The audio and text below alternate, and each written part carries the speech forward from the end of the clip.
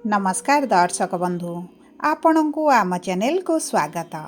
एही 2026 वर्ष आपणकर समस्त इच्छा अभिलाष को पूरण करू एही कामना सहित आजिर कार्यक्रमटी को आग को बढ़ाइबा एवं जानिबा सेही 9टी भाग्यशाली राशि विषय रे जो राशि मानकर ग्रह गोचर अनुसार संतानर प्रबल जोग बनुछि।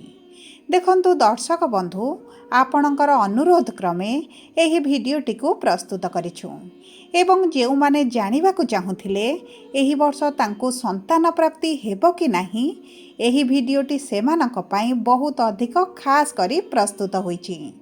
ताहा सहित आपण मानकर संतान प्राप्ति को नहीं जहाँ भी प्रश्न रही जहाँ भी द्वंद्व रही आपण को एही भिडियो रे समस्त प्रश्नर उत्तर मिल जिवो एवं आपणकर केउ मासरे केउ समयरे एवं केउ ग्रहंकर प्रभाव रे संतान प्राप्ति हेबो एही भिडियो रे विस्तृत भाव रे आलोचना करिबा।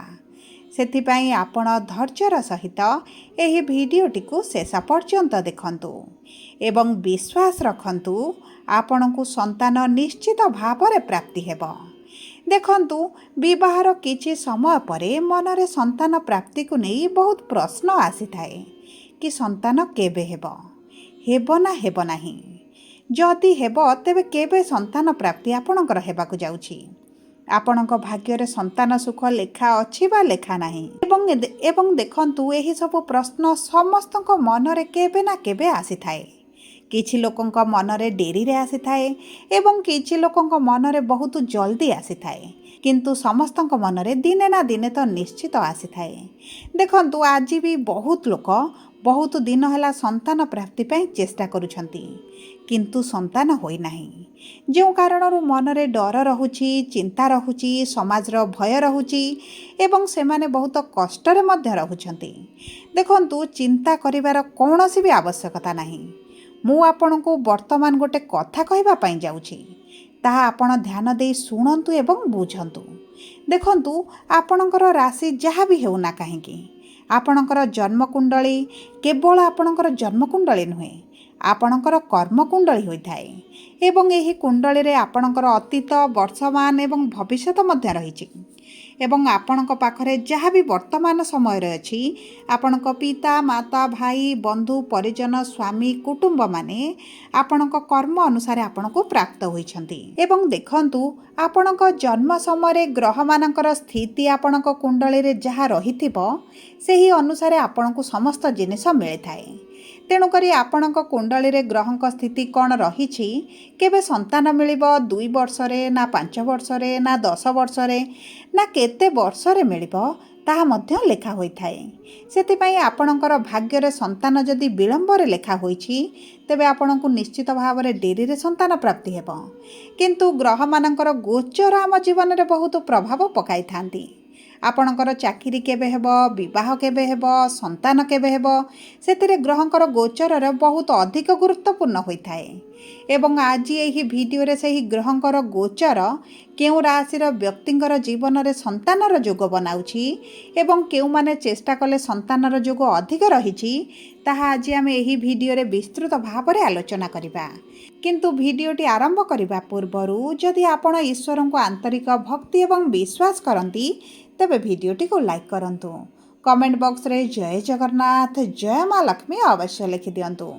ता सहित आम सह जोगाजोग करिबा पई वीडियोर मध्य भाग रे एक व्हाट्सएप नंबर टिए दिया जाइछि, जो नंबर साहाय्य आपण आम सह जोगाजोग करी निजर नूतन कुंडली प्रस्तुत करिवे, कुंडली विश्लेषण करिवे किंबा आपणकर चाकरी विवाह व्यवसाय प्रेम संपर्क शिक्षा स्वास्थ्य को नहीं किछि समस्या रहिछि ताहार सहजरे एवं स्वल्प मूल्य रे समाधान करिवे। सेतिपई आपण आम सह वीडियोर शेष पर्यंत जोड़ी होई रहंतु एवं व्हाट्सएप नंबर माध्यम रे आम सह जोगाजोग करी निज समस्यार समाधान करंतु। एबे आसंतु कार्यक्रमटी को आग को बढ़ाइबा एवं जानिबा केउ मानंकु एही 2026 वर्ष रे संतान सुख प्राप्ति हेबो।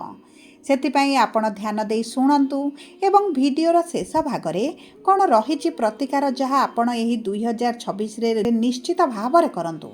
ଏହା ଆପଣଙ୍କ ସନ୍ତାନ ପ୍ରାପ୍ତିରେ ବହୁତ ଅଧିକ ସହାୟତା ପ୍ରଦାନ କରିବ ଏବଂ ଯାହା ବି ବାଧା ବିଘ୍ନ ଆପଣଙ୍କ କୁଣ୍ଡଳୀରେ ରହିଛି ସନ୍ତାନ ପ୍ରାପ୍ତିକୁ ନେଇ ତାହାକୁ ଦୂର କରିବାରେ ସାହାଯ୍ୟ କରିବ।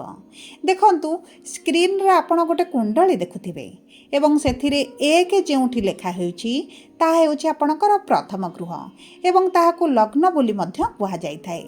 ଏବଂ ଯେଉଁ ଗୃହରେ 5 ଲେଖା ହୋଇଛି ସେଇଟା ହେଉଛି ଆପଣଙ୍କର ପଞ୍ଚମ ଗୃହ ବା ସନ୍ତାନର ଗୃହ ବୋଲି ମଧ୍ୟ କୁହାଯାଇଥାଏ। ଯଦି ଆପଣଙ୍କର ଏହି ପଞ୍ଚମ ଗୃହର ସ୍ୱାମୀ କମଜୋର ଥିବେ କିମ୍ବା ଆପଣଙ୍କର ପଞ୍ଚମ ଗୃହଟି ହିଁ କମଜୋର ଥିବ କିମ୍ବା ଆପଣଙ୍କ ପଞ୍ଚମ ଗୃହର ସ୍ୱାମୀ ଆପଣଙ୍କର ପୀଡ଼ିତ ଥିବେ, ନୀଚ ଥିବେ କିମ୍ବା କୌଣସି ପାପୀ ଗ୍ରହଙ୍କର ଦୃଷ୍ଟିରେ ଥିବେ, ତେବେ ଆପଣଙ୍କ ସନ୍ତାନ ପ୍ରାପ୍ତିରେ ବିଳମ୍ବ ହୋଇଥାଏ। ସେଥିପାଇଁ ଆପଣଙ୍କ କୁଣ୍ଡଳୀକୁ ଗଣନା କରନ୍ତୁ ଏବଂ ଜାଣନ୍ତୁ କେବେ ମିଳିବ ଆପଣଙ୍କୁ ସନ୍ତାନ ସୁଖ। ଏବେ ଆସନ୍ତୁ ଜାଣିବା ସର୍ବପ୍ରଥମ ରାଶି ଯେଉଁମାନଙ୍କୁ ଏହି 2026ରେ ସନ୍ତାନ ପ୍ରାପ୍ତିର ପ୍ରବଳ ଯୋଗ ବନୁଛି। କେବେ ହେବ ସନ୍ତାନ ପ୍ରାପ୍ତି, କେଉଁ ସମୟରେ ହେବ ଏବଂ କେଉଁ ଗ୍ରହଙ୍କ ପାଇଁ ହେବ, ଏହି ଛୋଟ ଭିଡ଼ିଓରେ ବିସ୍ତୃତ ଭାବରେ ଆଲୋଚନା କରିବା। ଦେଖନ୍ତୁ, ପ୍ରଥମ ରାଶି ହେଉଛି ମେଷ ରାଶି ଏବଂ ଆପଣଙ୍କର ପଞ୍ଚମ ଗୃହକୁ ଗୁରୁ ଏହି ବର୍ଷ ଗୋଚର କରିବେ, ମାନେ ସନ୍ତାନ ପ୍ରାପ୍ତିରେ ପ୍ରବଳ ଯୋଗ ବନାଇବେ। କିନ୍ତୁ ଅକ୍ଟୋବର ମାସ 31 ତାରିଖରେ ଗୁରୁ ଯେହେତୁ ଆପଣଙ୍କର ସନ୍ତାନର ଗୃହକୁ ଯିବେ, ଆପଣଙ୍କ ସନ୍ତାନ ପ୍ରାପ୍ତି ପାଇଁ ବହୁତ ଅଧିକ ଶୁଭ ସମୟ ରହିବ। ଦେଖନ୍ତୁ, ଏପ୍ରିଲ ମେ ମାସ ପରଠାରୁ ସନ୍ତାନର ଯୋଗ ଆପଣଙ୍କର ବନୁଛି। ଆପଣ ଚେଷ୍ଟା କରନ୍ତୁ ଆପଣଙ୍କୁ ସନ୍ତାନ ପ୍ରାପ୍ତି ହେବ, କିନ୍ତୁ ବହୁତ ଅଧିକ ଯୋଗ ଆପଣଙ୍କର ଅକ୍ଟୋବର ମାସ 31 ତାରିଖ ପରଠାରୁ ରହିବ। ଏବେ ଆସନ୍ତୁ ଜାଣିବା କ'ଣ ରହିଛି ଦ୍ୱିତୀୟ ରାଶି। ଦେଖନ୍ତୁ, ମିଥୁନ ରାଶି ହେଉଛି ସେହି ଦ୍ୱିତୀୟ ଭାଗ୍ୟଶାଳୀ ରାଶି, କାରଣ ଗୁରୁ ଆପଣଙ୍କର ଦ୍ୱିତୀୟ ଗୃହକୁ ଗୋଚର କରିବେ, ମାନେ ଆପଣଙ୍କ ପରିବାର କୁଟୁମ୍ବର ଗୃହରେ ବିରାଜମାନ କରି ଆପଣଙ୍କ ପରିବାରକୁ ଖୁସି ଖବର ପ୍ରଦାନ କରିବେ। ଏହାର ଅର୍ଥ ହେଉଛି ଆପଣଙ୍କ ସନ୍ତାନ ପ୍ରାପ୍ତିର ପ୍ରବଳ ଯୋଗ ବନାଇବେ। କିନ୍ତୁ ଜୁନ୍ ମାସ 2 ତାରିଖ ଠାରୁ ଅକ୍ଟୋବର 31 ମଧ୍ୟରେ ଏହି ଶୁଭ ଯୋଗ ଆପଣଙ୍କର ବନିବ। ଏହି ସମୟ ମଧ୍ୟରେ ଯଦି ଆପଣ ଚେଷ୍ଟା କରିବେ, ସନ୍ତାନ ପ୍ରାପ୍ତିର ନିଶ୍ଚିତ ଭାବରେ ଶୁଭ ଖବର ପାଇବେ। ଏବେ ଆସନ୍ତୁ ଜାଣିବା ତୃତୀୟ ରାଶି ବିଷୟରେ। ଦେଖନ୍ତୁ, ତୃତୀୟ ରାଶି ହେଉଛି କର୍କଟ ରାଶି ଏବଂ ଆପଣଙ୍କ ପାଇଁ ସବୁଠାରୁ ଅଧିକ ଶୁଭ ସମୟ ଏହି 2026ରେ ରହିଛି, କାରଣ ଗୁରୁ ଦୀର୍ଘ 12 ବର୍ଷ ପରେ ଆପଣଙ୍କ ରାଶିକୁ ଗୋଚର କରୁଛନ୍ତି ଏବଂ ଆପଣଙ୍କ ରାଶିରେ ଉଚ୍ଚ ସ୍ଥିତିରେ ବିରାଜମାନ କରିବେ। ଏବଂ ଗୁରୁଙ୍କର ଏହି ଉଚ୍ଚ ଦୃଷ୍ଟି, ପଞ୍ଚମ ଦୃଷ୍ଟି ଆପଣଙ୍କର ସନ୍ତାନର ଗୃହକୁ ପ୍ରଦାନ କରିବେ। ତେଣୁକରି ଜୁନ୍ 2 ତାରିଖ ପରଠାରୁ ସମ୍ପୂର୍ଣ୍ଣ ବର୍ଷଟି ଆପଣଙ୍କ ସନ୍ତାନ ପ୍ରାପ୍ତି ପାଇଁ ବହୁତ ଅଧିକ ଶୁଭ ସମୟ ରହିବ ଏବଂ ଆପଣ ଚେଷ୍ଟା କରନ୍ତୁ ସନ୍ତାନ ସୁଖ ନିଶ୍ଚିତ ମିଳିବ। ଏବେ ଆସନ୍ତୁ ଜାଣିବା କ'ଣ ରହିଛି ଚତୁର୍ଥ ରାଶି। ଦେଖନ୍ତୁ, ଚତୁର୍ଥ ରାଶି ହେଉଛି ସିଂହ ରାଶି। ଦେଖନ୍ତୁ, ଆପଣଙ୍କର ଶନିଙ୍କର 2.5 ଚାଲିଛି, କିନ୍ତୁ ଗୁରୁ ଆପଣଙ୍କର ସନ୍ତାନର କାରକ ଗ୍ରହ ହୋଇଥିବାରୁ ଆପଣଙ୍କ ରାଶିକୁ ଗୋଚର କରୁଥିବାରୁ ଅକ୍ଟୋବର 31 ତାରିଖ ପରେ ଆପଣଙ୍କ ସନ୍ତାନ ପ୍ରାପ୍ତିର ପ୍ରବଳ ଯୋଗ ବନାଇବେ। କିନ୍ତୁ ଜୁଲାଇ ପରଠାରୁ ଆପଣଙ୍କର ଭଲ ସମୟ ଆସୁଛି। ଆପଣ ଯଦି ସନ୍ତାନ ପ୍ରାପ୍ତି ପାଇଁ ଚେଷ୍ଟା କରିବେ, ନିଶ୍ଚିତ ଭାବରେ ସନ୍ତାନ ପ୍ରାପ୍ତି ହେବ, କିନ୍ତୁ ପ୍ରବଳ ଯୋଗ ଆପଣଙ୍କର ଅକ୍ଟୋବର ମାସ 31 ତାରିଖ ପରଠାରୁ ରହୁଛି। ଏବେ ଆସନ୍ତୁ ଜାଣିବା ପଞ୍ଚମ ରାଶି ବିଷୟରେ। ଦେଖନ୍ତୁ, ପଞ୍ଚମ ରାଶି ହେଉଛି କନ୍ୟା ରାଶି।